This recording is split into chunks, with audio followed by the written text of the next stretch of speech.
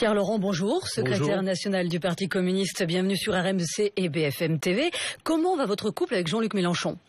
Bon, écoutez, vous savez, là on est en période de bientôt de congé. Enfin, moi je suis encore au travail quelques jours, mais tout le monde a besoin de... Les vacances portent conseil, donc je pense qu'à la rentrée, on pourra tous se retrouver. On aura besoin des énergies de tout le monde parce que la situation sociale du pays est inquiétante.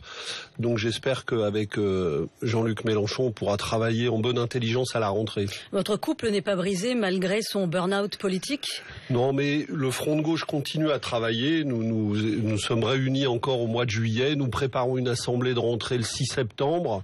Et puis nous-mêmes, nous préparons la fête de l'humanité à la mi-septembre. Donc on est au travail. Mais il n'a pas l'air aussi convaincu que vous, quand même, sur l'avenir du Front de gauche. Écoutez, moi, ce qui me mobilise, je viens de le dire, la situation du pays n'est pas réjouissante. On voit les chiffres du chômage qui continuent de progresser.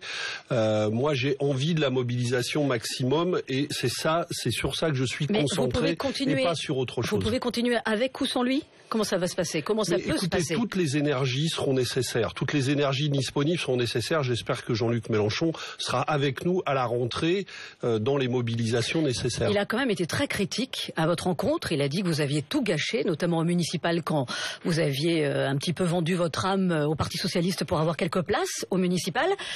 Comment on peut passer là-dessus ? Comment on peut continuer à travailler ensemble ? Moi, ce que je retiens notamment de cette séquence des élections municipales, c'est que face à la progression de la droite, de l'extrême droite, nous avons réussi à conserver beaucoup de positions pour le Parti communiste, pour le Front de gauche. Comme il va y avoir beaucoup de mobilisations à conduire, beaucoup de batailles politiques à mener, beaucoup de batailles pour défendre l'intérêt des populations, eh bien ces élus vont être très utiles et nous allons continuer à travailler avec eux.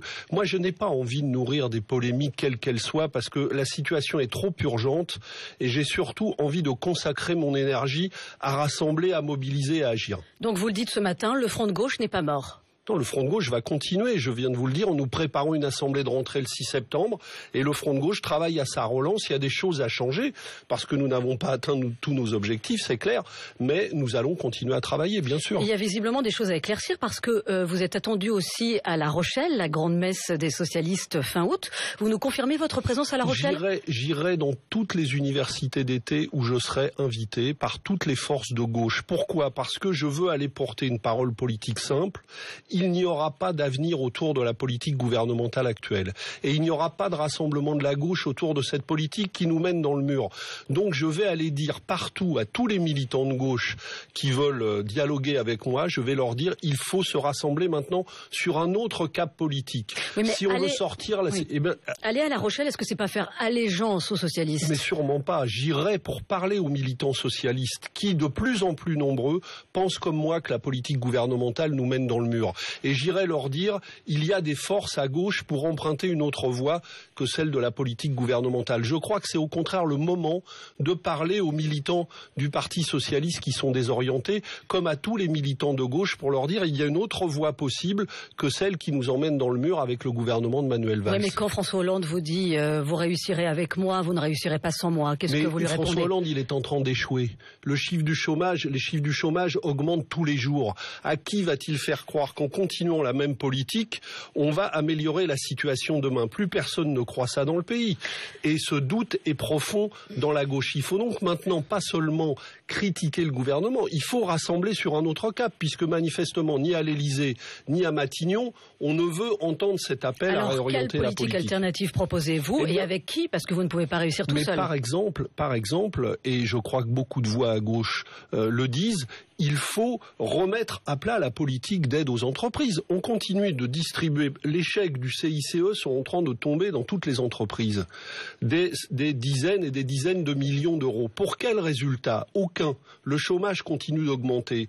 Moi, je dis, remettons à plat ces politiques d'exonération de cotisations sociales. Arrêtons de distribuer de l'argent sans contrepartie. Et ma collègue, la sénatrice communiste Michèle de Messine, vient de publier un rapport sur cette question au Sénat qui montre l'inefficacité de ces politiques d'exonération de cotisations sociales. Donc on peut utiliser beaucoup plus intelligemment l'argent créé par le travail et l'argent public qu'on ne le fait aujourd'hui. Mais le président vous répond, et vous a déjà répondu d'ailleurs, il n'est pas question de changer de cap et de changer de voie politique tous les trimestres en fonction des indicateurs. Dans le pays, et il est singulièrement minoritaire parmi ceux qui ont voulu le changement en 2012. Donc il faut bien que des forces, et nous en sommes, se décident à rassembler toutes les énergies disponibles à gauche pour prendre un autre cap que celui qui nous mène dans le mur. Nous n'allons pas suivre comme des moutons de panurge le président de la République alors qu'il nous emmène dans le fossé et le faire jusqu'à la fin du quinquennat. D'ailleurs, il suffit d'écouter ce qui se raconte au Parti socialiste et dans toutes les forces de gauche dans le monde syndical pour voir que les critiques sont extrêmement nombreuses. Il fait la politique du MEDEF, François Hollande ? C'est une évidence. À chaque fois que le MEDEF avance une revendication, le gouvernement commence par dire pourquoi pas. D'ailleurs, ils viennent de saboter eux-mêmes la conférence sociale qui avait lieu début juillet, parce qu'avant même que les partenaires sociaux s'assoient autour de la table, le gouvernement avait déjà donné des gages au MEDEF, avant même que la réunion commence, à tel point qu'une partie des syndicats ont décidé de boycotter la conférence sociale. Donc, effectivement, ce gouvernement mène une politique qui est beaucoup trop aux ordres du MEDEF, qui ne cesse d'en demander toujours plus. Et il y a eu ces jours-ci une interview incroyable de Pierre Gattaz qui dit oui, on va empocher les 40 milliards d'exonération de cotisations fiscales, de cadeaux fiscaux, mais avec ça, on va pas faire reculer le chômage. Et il dit, il en faut encore plus. Mais jusqu'à quand on va sacrifier toutes les dépenses publiques du pays et les dépenses sociales sans aucun résultat pour les beaux yeux de monsieur Pierre Gattaz? Donc l'avenir du Parti communiste, c'est quoi? C'est la contestation, mais avec qui? Non, c'est la construction d'un autre projet de gauche. Évidemment, nous contestons cette politique. Mais avec nous, qui? Avec des frondeurs du Parti socialiste, avec les écologistes que nous avons rencontrés avec l'ensemble du front de gauche, avec beaucoup de syndicalistes qui sont préoccupés de cette situation. Avec les écologistes, tous les écologistes? Oui, avec moi, nous avons rencontré le front de gauche, nous avons rencontré l'ensemble de la direction des écologistes, et Emmanuel Cos, la secrétaire nationale des Verts, propose des débats publics sur des thèmes qui nous intéressent, la question de l'emploi et des salaires, la question de la transition écologique, la question de la démocratie et des institutions. Moi, je suis pour aller à ces débats publics, pour aller à de l'action publique en commun. Il faut reconstruire un front très large, bien plus large que ce que nous avions commencé à construire avec le front de gauche, qui rassemble, je le répète, toutes les énergies disponibles. Et nous allons, nous, trouver des solutions que le gouvernement est, semble-t-il, incapable de trouver. Fort de ce que vous me dites, François Hollande est-il le bon candidat des socialistes et de la gauche pour 2017 ? Écoutez, on n'en est pas là, mais il a dit lui-même, si je me rappelle bien, là c'est pas moi qui le dis, si je n'arrive pas à inverser la courbe du chômage, je n'aurai pas à être candidat. Donc on verra ses résultats. Vous êtes pour des primaires à gauche ? Je pense que les familles politiques ont vocation à se présenter devant les électeurs autour d'un projet. Mais si vous voulez bien, je pense qu'avant de parler de candidature, je sais bien qu'on est très obsédé par ça, il faudrait parler projet politique. C'est autour d'un projet politique qu'il faut essayer de construire des candidatures aux futures élections, mais on est très très loin de ça. Il y a beaucoup de choses à faire avant ça. Moi, je ne suis pas obsédé par l'élection présidentielle qui va avoir lieu en 2017. C'est très loin pour des gens qui vivent dans la difficulté quotidienne. Donc il y a des luttes à construire maintenant, des mobilisations à construire maintenant, des projets de loi à obtenir auxquels le gouvernement se refuse. Donc il y a beaucoup de travail avant ça. Et l'année qui vient, puisque c'est une année sans élection, eh bien nous allons la consacrer à construire ce projet de gauche avec tous ceux qui sont disponibles. Avec quelle proposition phare, par exemple? Parce qu'on se demande quel est l'avenir du Parti communiste. Il faut des propositions fortes en matière d'emploi. Il faut non seulement changer la politique d'exonération de cotisations sociales, je l'ai dit, pour mobiliser l'argent public au service de quoi? Au service de la relance industrielle. On laisse nos entreprises industrielles s'affaiblir. On les vend aux Américains, comme on vient de le faire avec Alstom. Eh bien, il faut au contraire mobiliser l'argent public. J'entendais encore hier les salariés de Jeannette. Il y a un repreneur. C'est les banques qui ne suivent pas. Comment se fait-il que les banques qui touchent le CICE refusent de venir en aide à une entreprise alors qu'il y a un projet de reprise pour une entreprise viable? Comment se fait-il que cet argent-là n'est pas mis au service de l'emploi? Donc nous voulons une politique qui mobilise l'argent disponible, et il y en a beaucoup en France, contrairement à ce qu'on nous dit. au service d'une politique intelligente de l'emploi, de la relance industrielle, de la transition écologique. La politique d'Arnaud Montebourg, elle ne trouve pas grâce à vos yeux ? Mais la politique d'Arnaud Montebourg, c'est celle du gouvernement, jusqu'à preuve du contraire. Il est dans le gouvernement, il a suivi cette politique.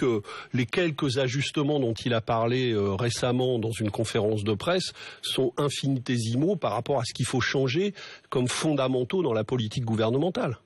Nicolas Sarkozy visé par une nouvelle enquête concernant le financement de sa campagne, cette fois en 2007, révélation du Parisien ce matin. Ça commence à faire beaucoup pour imaginer un retour ? Oui, ça fait vraiment beaucoup. Et moi, je pense que vraiment la justice doit aller au bout de ces affaires. Ça n'est pas possible que la vie publique soit polluée comme un espèce de sinistre feuilleton par des affaires incessantes. Semble-t-il, il y a des gens qui pensent pouvoir s'exonérer de toutes les lois, pouvoir en matière de campagne électorale faire tout et n'importe quoi. Il y a des règles, il faut qu'elles soient respectées et si elles ne l'ont pas été, il faut que la justice passe, tout simplement. Un retour difficile donc pour vous. Mais moi, je n'ai pas à désigner le candidat de la droite. J'ai combattu Nicolas Sarkozy. Je ne souhaite pas son retour, pas plus que quel que soit le candidat de la droite. On voit bien qu'ils sont unis sur les fondamentaux de programme. Ils nous trouveront en phase 2. Question cependant, si Nicolas Sarkozy n'est pas empêché par les affaires, les sondages commencent à donner Marine Le Pen au deuxième tour de la présidentielle en 2017. On peut imaginer pourquoi pas un scénario Marine Le Pen, Nicolas Sarkozy. Dans ces cas-là, vous appelez à voter pour qui ? Mais écoutez, nous ne sommes pas du tout à ce scénario et de mon énergie, elle est mobilisée. Mais les Français ont envie de savoir. Non mais attendez, c'est dans 3 ans. On ne va pas commencer à organiser le débat aujourd'hui autour d'un scénario fictif, décidé je ne sais où. Mais le scénario n'est pas forcément fictif. On a bien eu Jean-Marie Le Pen, Jacques Chirac en 2002. Mais écoutez, quasiment à toutes les élections présidentielles, on a fait 6 mois avant, et là on est 3 ans avant des scénarios qui ne se sont pas réalisés. Alors moi je dis aujourd'hui, l'heure, elle est à construire un projet de gauche qui ne peut pas être la politique gouvernementale. Nous allons travailler à cela toute l'année et ensuite nous construirons une politique qui sera capable de rassembler les Français. Et je pense que ce projet-là peut être majoritaire dans notre pays. Et évidemment, moi je ne vais pas m'inscrire 3 ans avant dans le scénario catastrophe que vous décrivez. Les manifestations pro-palestiniennes en France, vous avez été en première ligne, vous avez appelé à manifester malgré l'interdiction. Est-ce que c'est un comportement responsable ? Non, mais d'abord, je n'ai pas appelé à manifester malgré l'interdiction. Toutes les manifestations auxquelles j'ai participé ont été autorisées. Et quand il y a eu des incidents, c'est parce que les manifestations avaient été interdites. Mais le premier problème qui se pose, c'est est-ce qu'on laisse le massacre continuer ? Est-ce qu'on laisse le massacre actuel continuer ? On en est à plus de 1000 morts. On entend que cette nuit, Israël noie encore la bande de Gaza sous les bombes. Ces gens-là ne peuvent pas sortir du territoire. On bombarde des écoles, des hôpitaux, des familles entières avec leurs enfants. C'est un crime de guerre insupportable. Et ce qui est invraisemblable, c'est que ça se passe dans l'impunité internationale la plus totale. Il y a quelques paroles qui sont prononcées, mais aucune action de la communauté internationale. Et le silence de la France est un silence coupable. Vous appelez de nouveau à de nouvelles manifestations ? Nous allons appeler à de nouvelles manifestations parce qu'on ne peut pas rester muet devant un tel massacre. Évidemment, nous souhaitons que ces manifestations soient autorisées. Nous avons fait la démonstration que quand nous appelions à des manifestations, elles se passaient sans incident et nous allons veiller à ça. Cela dit, on ne vous a pas entendu quand elles dégénéraient, ces manifestations à Sarcelles ou à Barbès. Mais alors, vous m'avez mal écouté parce que j'ai toujours dit que les violences, et a fortiori les violences racistes et antisémites, desservaient la cause palestinienne. Et moi, je rejette ces violences. Je suis pour des manifestations responsables, pacifiques, mais qui disent haut et fort, il faut arrêter ce crime. Et je pense qu'il faut des sanctions internationales. Puisque l'État d'Israël dit nous agissons en toute impunité et rien ne nous fera plier, eh bien il faut des sanctions internationales. Est-ce que vous vous mobiliseriez de la même façon pour les chrétiens d'Orient, puisque vous êtes un défenseur des droits de l'homme ? Mais je me mobilise pour toutes les communautés qui sont victimes des guerres qu'on a enclenchées. Ce qui se passe pour les chrétiens d'Irak, comme ce qui se passe pour d'autres Irakiens de confession musulmane, notamment chiites, qui sont visés par les milices de l'État islamique du Levant. Tout ça est un drame. Mais pourquoi est-ce qu'on en est là? Parce qu'on a fait une guerre en Irak qui n'a réglé aucun problème et qui a fait exploser ce pays. Parce que regardez ce qui se passe en Libye. On est allé faire la guerre en Libye en disant que tout allait mieux. Eh bien, le résultat, c'est une catastrophe. Donc, à chaque fois qu'on a été faire la guerre quelque part et qu'on a nourri les logiques de guerre, eh bien, on a aujourd'hui des drames en Syrie, en Irak, en Libye. Il faut arrêter l'engrenage de la guerre. C'est la même chose pour de la même façon pour les chrétiens d'Orient. Mais moi, je ne fais aucune différence. Eh bien là où encore vous avez mal lu l'ensemble de nos déclarations. Nous sommes contre tout ce qui consiste à frapper des communautés, quelles qu'elles soient, pour des intérêts qui n'ont rien à voir avec le besoin de paix, de fraternité. Et ce sont les logiques de guerre qui alimentent ces extrémismes. Dernière question. Un conflit dure depuis 5 ans à la Poste. Tous les vendredis, le syndicat Sud PTT dépose un préavis de grève nationale de 26 heures pour le personnel de nuit des centres de tri. Le but, c'est évidemment d'obtenir de meilleures conditions de travail. Mais enfin, est-ce que c'est une grève qui veut dire encore quelque chose au bout de 5 ans? Écoutez, moi je n'ai pas à me prononcer sur les modes d'action qui sont choisis. Si c'est un mode d'action qui est choisi par l'ensemble des postiers ou par quelques-uns... Mais ça vous choque pas?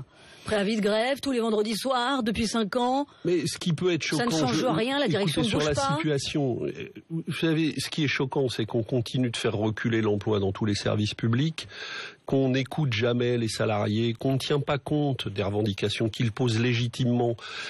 Et je ne suis pas sûr qu'il faille faire un mode d'action de cette nature-là. Je n'ai pas d'avis définitif sur ça. Ce n'est pas à moi d'en décider. Ce que je sais, c'est qu'au travail, et singulièrement dans les services publics, mais pas seulement, il y a beaucoup de gens qui souffrent au travail du manque d'emploi, d'une détérioration de la qualité de l'emploi. Et moi, je suis derrière eux parce que derrière ça, il y a des services publics qui sont utiles aux populations. Merci beaucoup, Pierre Laurent.